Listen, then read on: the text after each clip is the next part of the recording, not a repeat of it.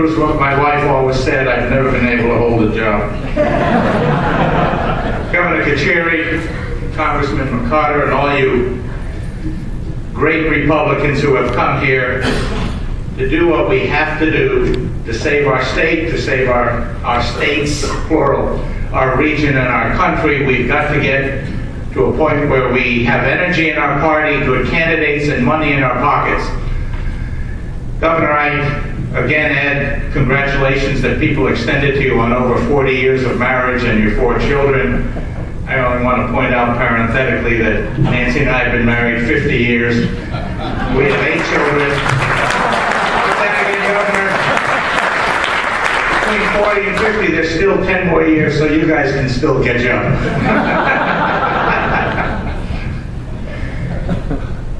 These are important times. They're very critical times. We've seen in the last decade or so, a couple of decades, New England become a one-party region. We've even seen the unthinkable happen, that New Hampshire went from being a Republican state to being dominated, absolutely controlled by the Democrats. And what we have to do is understand that there are reasons this happened, that we can address those reasons constructively, that we can put an agenda together that will change that, and that we will never have a better chance, a better opportunity to fix the mess than 2010. That's why we're here. That's what we all want to do.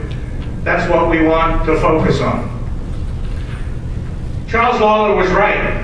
One of the most important things to understand, and part of our message has to be crafted to point this out, is that the Democrats have won running on Republican policies. Let me give you what I think is the most forgotten, least remembered, and most significant tenet of Obama's campaign in 2008. He talked about a tax cut for 95% of America. Doesn't mean he was good delivering it, but his platform, his rhetoric, his political agenda was around a tax cut, a Republican principle. And he was able to convince a large chunk of the middle, a large chunk of the young, that he might fulfill his promise. We knew he wouldn't, we see he isn't, and it is up to us to remind people that this is a presidency starting on a failed commitment. But there's more to it than that. There's a lot of mechanics in politics. And mechanics and technology and the process of campaigning really does make a difference. Right after the November election, I was sitting in my office at home. I have an office in the house. I've got 3 boys working for me. They've got an office in the next town. Yeah, they moved out quickly. And I'm sitting there, and all of a sudden, my 3 sons and my daughter, one of my daughters, and Nancy, my wife, come in, and they kind of shut the door. And I thought they were going to pull the shades down and turn the phones off. It looked like an intervention. And I said, "What's going on?" And they said, "You have to go back to be chairman of the party and fix what's happening in New Hampshire." I told them they were crazy. I was old and decrepit and had no energy. I was tired. And then I got the look from Nancy, you know. You guys know the look I'm talking about when your wives tell you stop arguing. And I did. And I went back because I understood rather quickly the crucial nature of 2010. One of the first things I did as governor, those were the good old days. One of the first things I did when I became chairman was to go back and do what I call a forensic analysis of what happened to New Hampshire. And I'm going to talk about what happened in New Hampshire in some detail because it really happened in almost every state in this room to some extent or another. We always thought of ourselves as the party that could raise money to combat the Democrats who ran on populism. I have news for you. We are not the party that raises the most amount of money. In New Hampshire, in the last 2 election cycles, our candidates were outspent 1.5 or 2 times to 1 for every single federal race. But it was worse than that. You know our state committees. We raise $200,000–300,000 a year. We do a little administrative stuff. We help with get out the vote. That's about the level of money we raise. That's about the level of money historically the Democratic state committees used to raise. I went back and we really worked hard to find out what the Democrats did with and the money they got in the 2005-2006 cycle, and then in the 2007-2008 cycle. Here's the numbers. In 2005-2006, the Republican Party in New Hampshire thought it did a great job. It raised almost $1 million for the state committee. It allowed us to help our House, and we have a large House, we have 400 members of the House, a small Senate, 24 members of the Senate. Allowed us to help some of them do some get out the vote. Then we found out when you add up all the committees and all the game playing that the Democratic State Committee did, they received between $3 and $4 million, most of it from out of state. Then we looked at 2007-2008.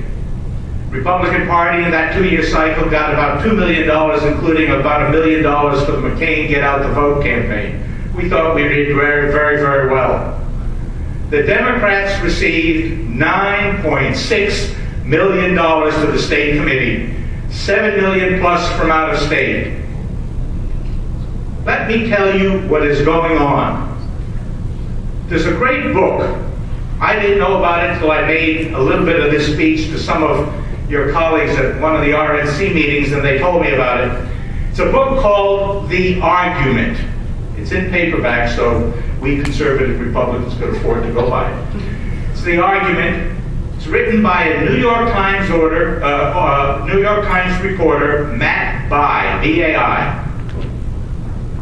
And he talks about how the Democratic Party, starting in about 2004, 2005, had an internal agenda to go out and coalesce the billionaires on the left, the radical left, the multimillionaires on the radical left, and get them to pledge to focus their money in a coordinated way to deal with a radical social agenda, including drug legalization and all that other legislation we see them trying to pass here in the Northeast, and target their money, in particular, into the Northeast, because money goes a great long way here compared to states like California, New York, and Texas, and so on. There have been tons of money collected nationally and spent locally. Let me tell you what they did in New Hampshire, and again, if you go back and check your states, you'll find the same kind of thing. We have 400 in our house. Most of the folks spend about $300, $400, $500, print up a few brochures, and have the high school kids deliver them. That's their campaign. They spend as much as $6,000, $7,000, $8,000, $9,000 to stack the House, and they took 80 seats over that period of time out of 400 that they didn't have. They now have a majority in the House, a majority in the Senate, and they control the governor's office. New Hampshire went blue. But not because of what the press is talking about, a demographic shift. It went blue because they did the nitty-gritty of politics better than we did. They had the money, they brought the volunteers in. On election day in 2008, there must have been 15,000 to 20,000 volunteers, union folks and so on, working the polls, driving people, making the phone calls, getting out the vote. In little old New Hampshire, 1 million people, 1,250,000, 300,000 people.